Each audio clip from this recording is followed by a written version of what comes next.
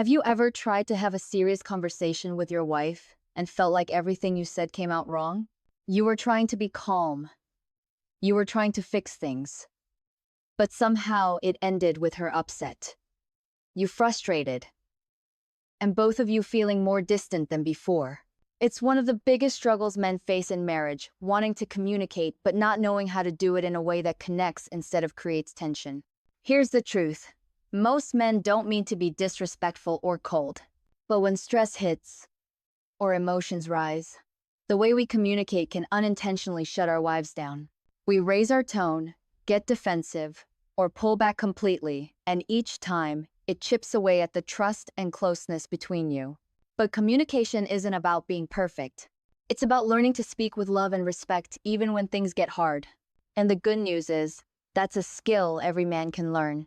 So today, we're breaking down 7 steps to help you communicate with your wife in a way that strengthens your bond instead of breaking it. Let's get into it. Step 1. Slow down before you speak.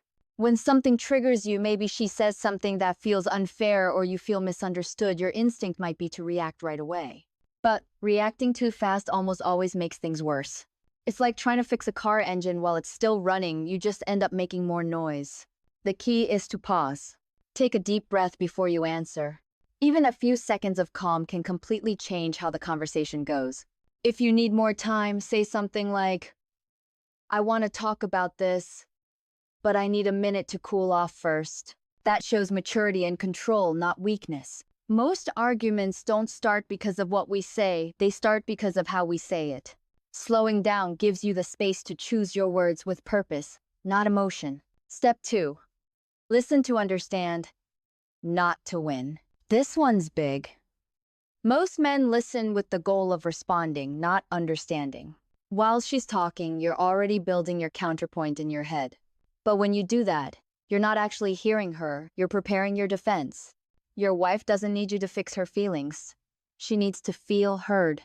Listening with love means being fully present. No phone, no distractions, no side thoughts about being right. Here's a simple habit to build. When she finishes speaking, repeat back what you heard.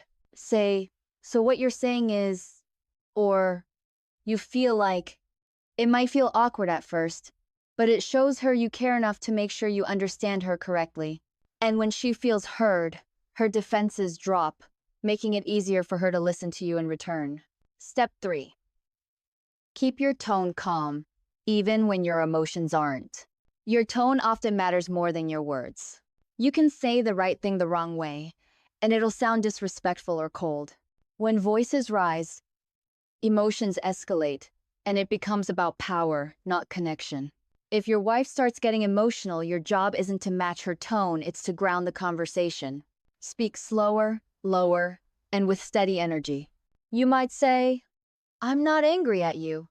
I just want to figure this out together." That one sentence can reset the tone of the whole exchange. Remember, being calm doesn't mean being passive. It means staying in control of yourself, even when the situation gets heated. That's real strength. Step 4. Use I statements instead of you statements. This small shift can make a massive difference. You statements sound like blame. "You never listen to me. You always overreact.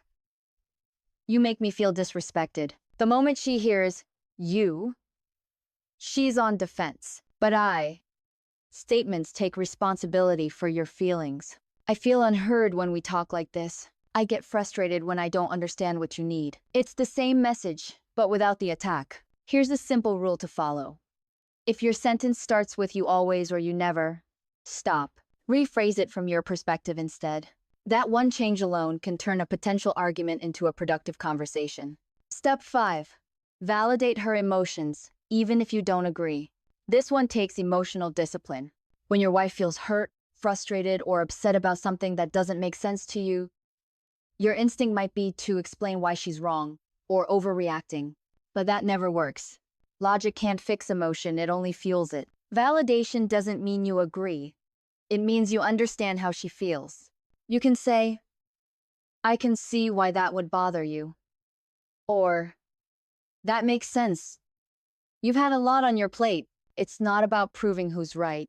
It's about making her feel seen. When your wife feels validated, she stops fighting for acknowledgement. That's when the walls come down and real communication can happen. Step 6. Be honest, but speak with kindness.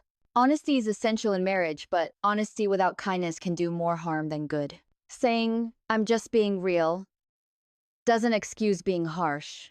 The goal is to tell the truth in a way that builds, not breaks. Before you say something honest, ask yourself one question. Will this make things better or worse? For example, instead of saying, "You never make time for me," you could say, "I miss spending time with you. Can we plan a night together this week?" Same truth, different impact. When you lead with kindness, your honesty becomes an invitation for connection instead of criticism. Step 7. End tough conversations with reassurance. No matter how difficult the topic, your wife needs to feel that the relationship is still secure. Arguments can make her question emotional safety, even if it's just temporary. That's why how you end a conversation matters just as much as how you start it.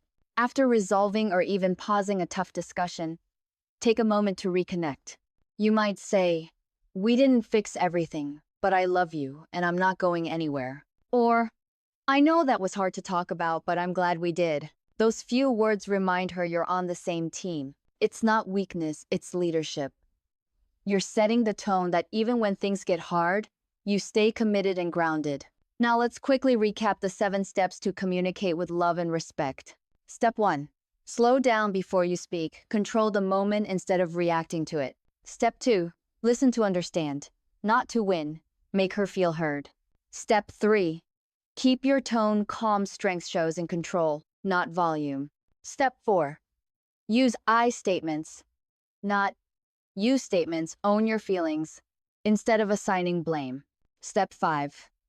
Validate her emotions even when you don't agree. Step 6. Be honest with kindness. Speak truth that builds, not breaks. Step 7. End conversations with reassurance. Remind her that love is bigger than disagreement. When you start practicing these steps consistently, everything in your marriage starts to shift. The tension drops, the connection grows. You stop feeling like opponents and start feeling like teammates again.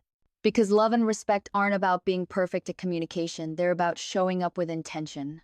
Your words, your tone, your presence, they all send a message. And when that message says, "I love you, I respect you, and I want to understand you," it transforms everything. Your wife doesn't expect you to be flawless.